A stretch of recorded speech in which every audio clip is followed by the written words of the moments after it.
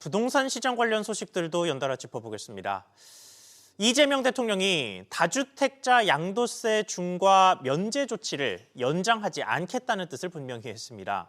이렇게 되면 다주택자는 오는 5월 9일 전까지 보유한 매물을 팔고 잔금을 치러야 양도세 중과를 피할 수 있게 됩니다. 김한진 기자. 네, 김한진입니다. 네, 우선 이 대통령이 언급한 내용부터 자세히 짚어보죠. 네, 이 대통령이 오늘 새벽 X를 통해 오는 5월 9일 만기되는 다주택자 양도세 중과 면제 연장을 검토하지 않는다고 밝혔습니다. 다주택자가 보유하던 주택을 일부 처분할 경우 추가 20에서 30%포인트 가산세율이 붙는 양도소득세 중과는 2021년 처음 도입됐습니다. 윤석열 정부 때인 2022년 5월 1년간 유예한 다음부터 해마다 시행령을 개정해 면제 기간이 1년씩 연장되어 왔는데요.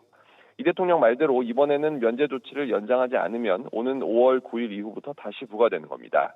만기 전에 다주택자 보유 매물을 시장으로 최대한 끌어내기 위한 조치로 풀이되는데요. 집주인들이 세금 부담을 피하고자 급매물을 내놓을 것이라는 관측과 함께 강도 높은 대출 규제가 맞물려서 거래가 활기를 띠기 힘들 거란 전망도 있는 등 의견이 엇갈리고 있습니다.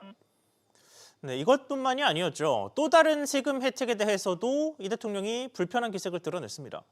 그렇습니다. 이 대통령은 비거주 1주택도 주거용이 아닌 투기용이라면 장기 보유했다고 해서 세금을 감면하는 건 이상해 보인다며 장기 보유 특별공제 제도가 매물을 막고 투기를 권장하는 꼴이라고 꼬집었습니다. 이 대통령은 당장 세제를 고칠 건 아니라면서도 토론해봐야 할 주제라고 강조했는데요. 정부 차원에서 과세 체계 재편을 검토하겠다는 뜻으로 읽히는 대목입니다. SBS 비즈 김한진입니다. 이렇게 세금 부담을 키워서 매물을 늘리려는 시도와 함께 보다 직접적인 공급도 시도됩니다. 서울 도심의 마지막 금싸라기 땅으로 불리는 서리풀 지구에 대한 개발 시계가 돌기 시작한 건데 변수는 주민들의 반대입니다. 류정현 기자.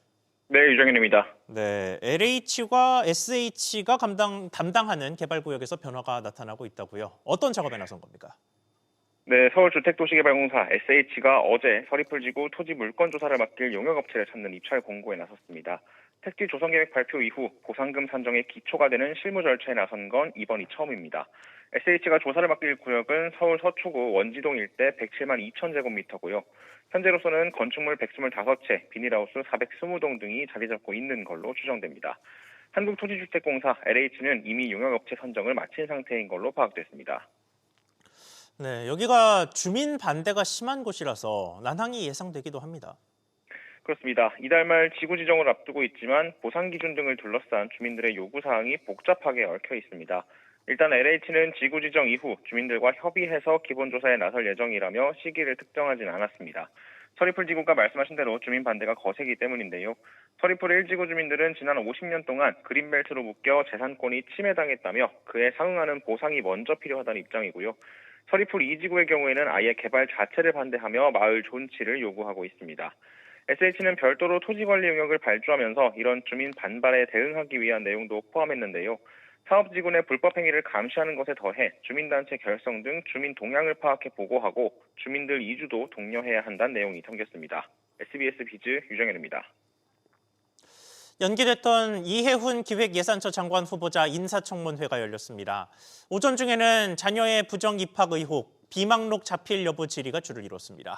이 후보자는 사회기여자 전형으로 입학했다. 시부가 공무원 공적을 인정받아 입학했던 걸로 보인다고 말했습니다. 지웅배 기자. 네, 지웅배입니다. 네, 구체적으로 어떤 내용이었습니까? 네, 국회 재정경제기획위원회는 오늘 이해훈 후보자 인사청문회를 열었는데요. 앞서 이 후보자 장남이 연세대학교에 입학한 것과 관련해 이 후보자는 서면 답변으로 다자녀 전형을 통한 입학이라고 설명했습니다. 국민의힘 최현석 의원은 당시 연세대엔 다자녀 전형이 없었다며 비판에 운을 뗐습니다. 이 후보자는 이에 대해 처음에 질문받았을 때 17년 전의 일이고 아들이 셋이라 혼선이 있었다며 사회기여자 전형으로 입학했고 착각한 부분에 대해 잘못은 인정한다고 밝혔습니다.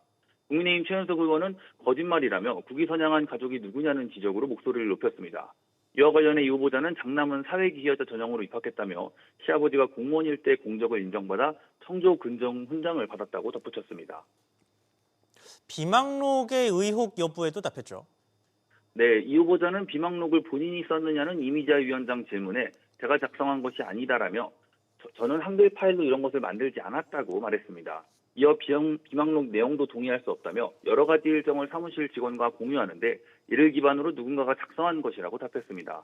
비망록을 공개해도 되냐는 개혁신당 천하람 의원의 질의에는 작성하지 않은 자료로 오해받고 의혹받는 부분이 있어 공개에 동의하기 어렵다고 밝혔습니다. 앞서 천 의원이 이 후보자가 작성했다고 주장한 비망록엔 2017년 이 후보자 본인의 금품 수수 의혹에 대한 무마한 정황, 무속인과 종교에 의지하는 내용, 낙선 의원 명단 작성과 낙선 기도 활동 등이 담겨 있는 것으로 알려졌습니다. SBS 비즈 기웅배입니다.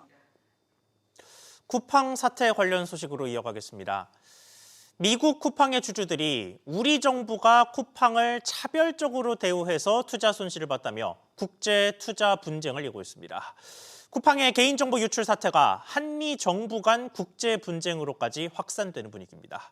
취재기자 연결해 보겠습니다. 김성훈 기자. 네, 김성훈입니다. 네, 지금 일단 정확히 어떤 단계에 있습니까?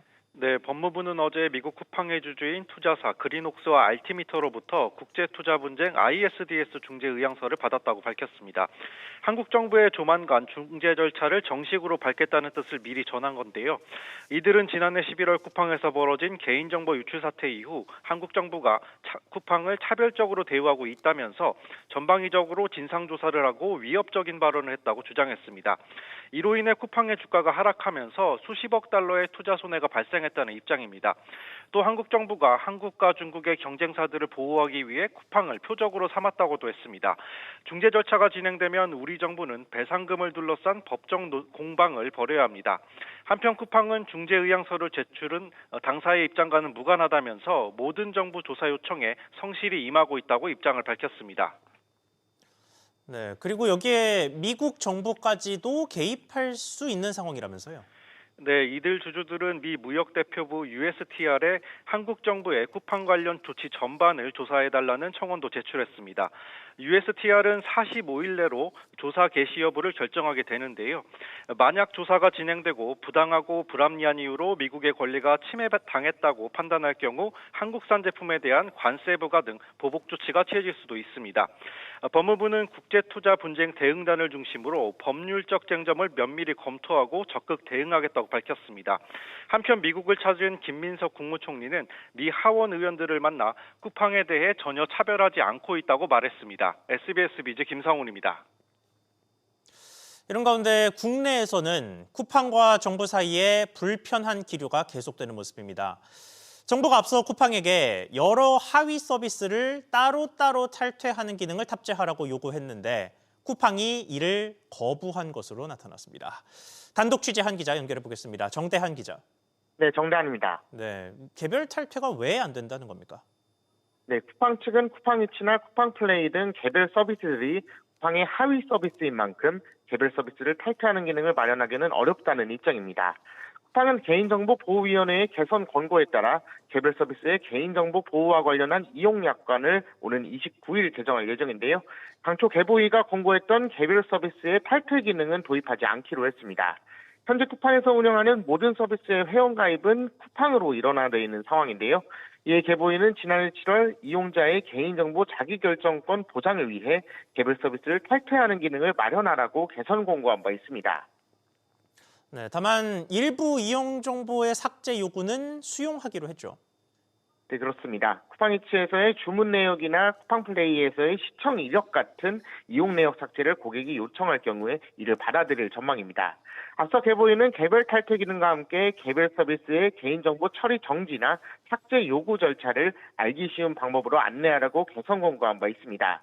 이에 쿠팡은 약관 개정을 통해 회원이 개별 서비스의 이용을 더 이상 원하지 않는 경우 고객센터를 통해 삭제를 요청할 수 있고 개별 서비스에 따라 회사가 정한 방법으로 이용 내역 삭제를 요청할 수 있다는 내용을 담을 예정입니다. SBS 비즈 정대한입니다. 최근 농축협 보이스피싱 피해와 그에 따른 구제 신청이 급증하자 농협중앙회가 결국 외부의 도움을 받기로 했습니다. 지난해 10월 국정감사에서도 농축협이 보이스피싱 맛집이라는 불명예를 썼던 데 따른 후속 조치입니다. 오수영 기자. 네, 오수영입니다. 네, 그러니까 보이스피싱을 걸러내는 작업에 대해서 외부의 도움을 받기로 한 거군요.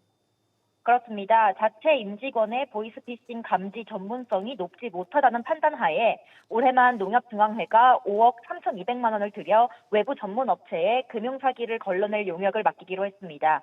외부 인력 10명이 오전 9시부터 오후 6시까지 근무하도록 하고 전국의 농축협 직원들이 보이스피싱이 의심되는 상황 때마다 전화를 해서 자문을 구하도록 하는 건데요. 농협중앙회는 보이스피싱의 다양화와 지능화로 숙련된 업무 능력 필요성이 증가했고 피해 구제 환급 접수 급증에 대응하기 위한 업무 지원이 필요해졌기 때문에 이번 용역을 맡기게 됐다고 설명했습니다. 네, 앞서 강호동 농협중앙회장도 직접 보이스피싱 피해 경감을 위한 인력을 늘리겠다고 밝힌 바 있죠. 네, 그렇습니다. 지난해 국회 농림축산식품해양수산위원회 국정감사에서 타 금융사보다 특히 농축협의 금융사기 피해가 크다는 점이 지적됐습니다. 지역 농축협들이 보이스피싱 사례가 큰 거는 알고 계시죠? 올해 피해 사례 건수가 몇 건 정도 되는지 아세요? 1,783건입니다. 다른 시중은행보다도 우리 지역 농축협의 대포통장 개설 수가 현저히 많은 것도 사실이고요. 농축협이 보이스피싱범의 맛집이다라고. 강 의원은 농축협의 지점수가 4,800개인데 보이스피싱 의심거래 모니터링 인력은 고작 16명이라는 점도 꼬집었습니다. 이에 강호동 농협중앙회장이 범죄 예방을 위해 인원 확충 등을 확실히 하겠다고 답했었는데 그에 따른 후속 조치로 이번 사업이 진행되는 거라고 농협중앙회는 강조했습니다. SBS 비즈 오수영입니다. 경기 용인시 SK하이닉스 반도체 클러스터 인근에 소부장 업체들이 들어설 배후 산업단지 조성 사업이 오는 2028년 초 착공됩니다. 이 사업은 한화에서 주도하고 있는데요.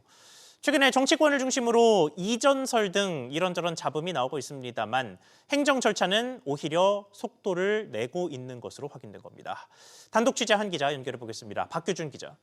네, 박규준입니다. 네, 일단 용인 SK하이닉스 반도체 클러스터 인근에 짓는다는 이 산업단지 조성 사업이라는 게 뭔지부터 전해주시죠.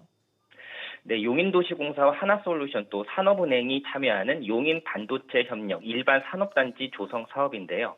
SK하이닉스가 600조 원을 투자하는 이 용인시 원산면 반도체 클러스터 인근에 하나솔루션 등이 26만 제곱미터 규모로 짓게 됩니다. 이 세 회사가 세운 SPC인 제3용인 테크노밸리가 최근 공개한 이 환경영향평가서 초안을 보면 이 사업은 내년 말 산업단지 계획 승인, 2028년 3월에 공사 착공, 2030년 12월에 사업 준공으로 예정으로 잡혀 있습니다. 하나솔루션은 이 사업의 시행사로 참여했습니다. SPC는 오는 29일에는 이 사업 계획안과 환경영향평가 초안에 대한 주민 합동 설명회도 열기로 했습니다. 네, 그런데 반도체 클러스터 자체가 지금 이전설이 불거지고 있는 상황인데 이 사업은 계획대로 진행되는 모습입니다. 그렇습니다. 용인시와 하나솔루션은 산업단지 조성을 위해서 거쳐야 되는 법상 절차에 따라서 현재 이 사업을 진행하고 있는 건데요.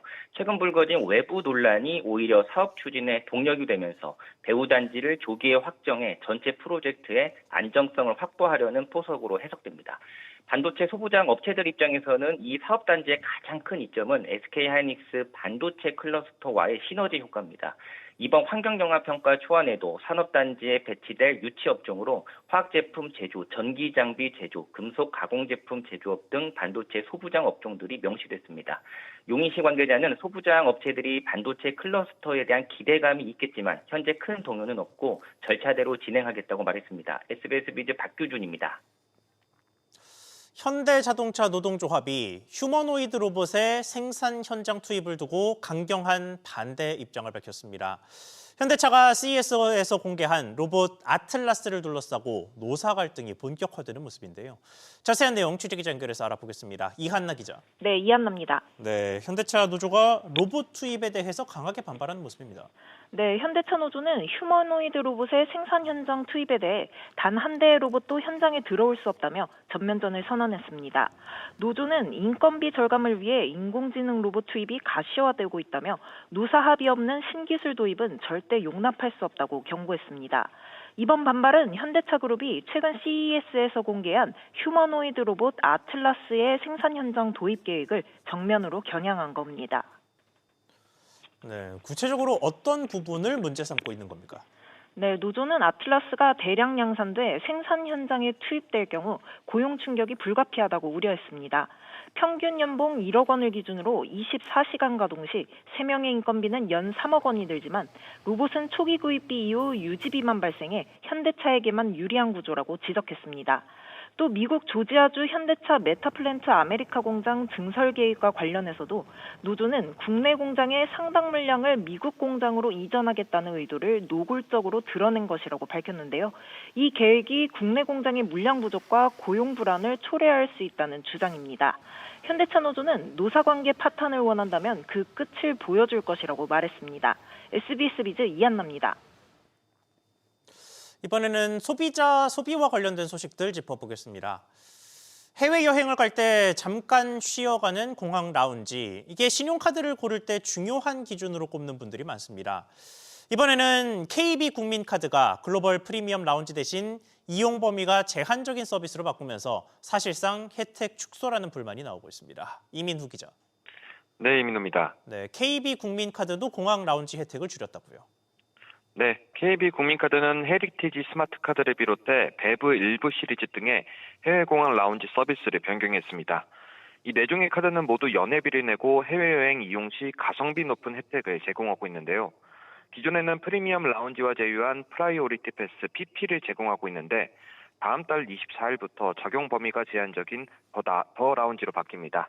PP는 전 세계 1,800여 개 라운지가 대상인 반면 더 라운지는 1,300여 개로 숫자가 적고 또 서구권 여행 시에는 PP만 제공하는 라운지도 더 존재합니다.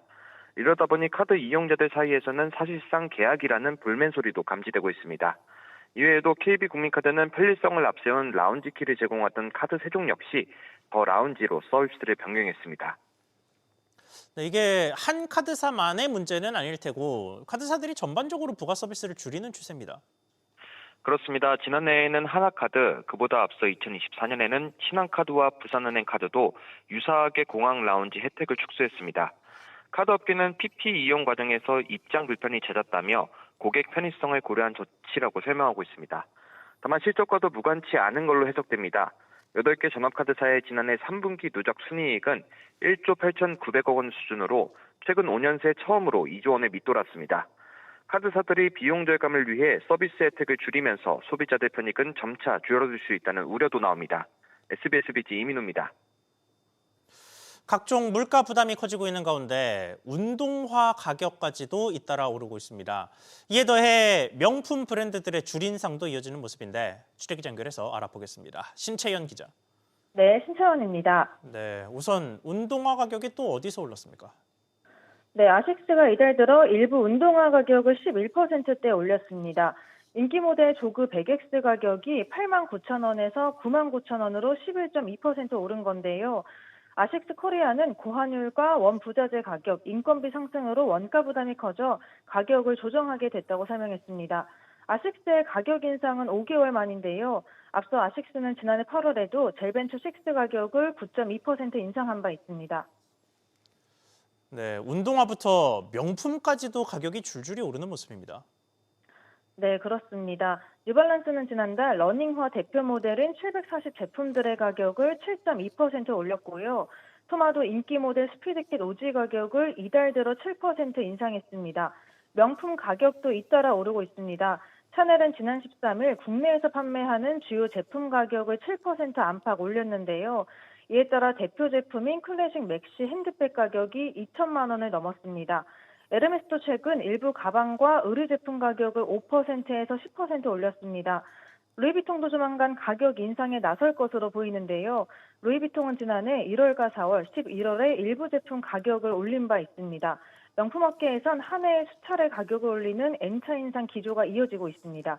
SBS 비즈 신채원입니다. 최근에 시중 식당 등에서 유통되는 국간장에서 암을 유발할 수 있는 유해 성분이 기준치를 40배 이상 초과해 검출되면서 충격을 줬습니다. 이에 식품의약품안전처가 회수 조치를 내렸는데 해당 업체가 간장에 문제가 없다는 또 다른 조사 결과를 내밀면서 재검토가 이루어질 전망입니다. 어떻게 상황이 돌아가고 있는 건지 취재기자 연결해서 자세히 알아보겠습니다. 우형준 기자. 네, 우영준입니다. 네, 일단 문제가 된 제품이 뭔지부터 짚어주시죠. 네, 사마식품에서 판매한 맑은 국간장입니다. 식약처는 지난 21일 동진생명연구원 검사 결과 해당 국간장에서 간장 제조 과정 중 생성될 수 있는 발암 가능 물질이 기준치의 약 46배 검출됐다고 밝혔습니다. 이에 따라 식약처는 해당 제품에 대해 판매 중단과 회수 조치를 내렸습니다. 하지만 사마식품 측은 판매 전에 의뢰했던 두 곳의 검사 기관에서는 이 물질이 검출되지 않거나 0.01mg/kg 수준으로 기준에 충족했다며 재검사를 요청했습니다. 의뢰했던 검사 기관은 한국식품과학연구원과 동진생명연구원으로 모두 식약처가 인증한 기관이었습니다. 사마식품 측은 해당 국간장을 30년 동안 판매하며 이러한 결과를 받아본 적이 없다며 검사 오류를 주장했습니다. 네, 양측의 검사 기관 모두의 동진생명연구원이라는 같은 기관이 있는 것도 눈에 띄는데 이런 상황에 대해서 식약처는 뭐라고 설명하고 있습니까? 네, 식약처 관계자는 실험에 사용된 샘플 차이 가능성도 배제할 수 없다며 3회 반복 실험을 거쳐 해당 결과가 나왔다고 설명했습니다. 통상 식약처는 초기 검사 결과를 근거로 우선 판매 중단과 회수 조치를 내리지만 업체의 이의 신청이 있을 경우 재검사와 추가 검토를 통해 회수 조치 철회 등을 최종 판단합니다. 식약처는 지난해 오징어 뼈 원료 식품과 단백질 쉐이크 제품에서도 초기 검사 결과로 회수 조치를 내렸다가 추가 검토와 재검사 이후 이를 철회한 바 있습니다. 다만 업계는 회수 조치가 철회된다고 해도 이미 브랜드 이미지에 피해를 입게 된다며 교차 검증 등의 대안이 필요하다고 지적합니다. SBS 비즈 우영준입니다. 반도체 중심의 수출 호조 속에 주가도 오르면서 소비자들이 느끼는 체감 경기가 개선됐습니다. 한국은행에 따르면 1월 소비자 심리지수는 110.8로 전월 대비 1포인트 올라 2.5포인트 떨어졌던 지난해 12월 이후 한 달 만에 소폭 반등했습니다. 한은은 지속적인 수출 증가세와 정부의 경제 성장 전략 기대, 주가 상승과 소비 회복세 등이 지수 상승을 이끌었다고 설명했습니다.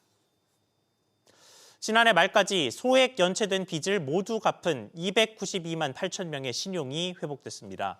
금융위원회는 소액 연체 채무를 전액 상환한 개인 257만 2천 명과 개인 사업자 35만 6천 명의 신용 점수가 회복됐다고 밝혔습니다. 일반적으로는 연체된 빚을 다 갚아도 최장 5년간 금융거래가 제한되지만 이번 조치로 기한 내 빚을 갚은 개인은 즉시 연체 이력 정보가 지워져 대출 이용과 카드 발급 등이 가능해졌습니다.